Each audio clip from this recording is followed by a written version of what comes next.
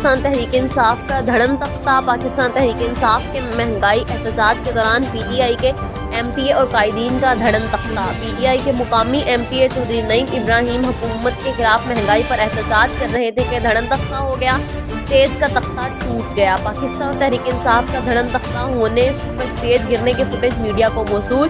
Stage पर MPa Chaudhary Naeem Ibrahim के साथ साबिक जिला चेयरमैन मियां असलम चुखेरा और मुकामी क़यादत भी गिर गई। स्टेज गिरने से पाकिस्तान तहरीक इंसाफ के कायदीन के साथ चंद कारकुनान भी मामूली जख्मी हो गए। पाकपतन से रिपोर्ट कर रहे हैं हसन अब्बास बुखारी। मैं आपका बेहद मशहूर हूँ कि आप इमरान खान की कॉल पे मुख्तर से वक्त में इकट्ठे हुए। इसी तरह इंशाअल्लाह हम जब भी खान बुलाएगा आरिफ आला का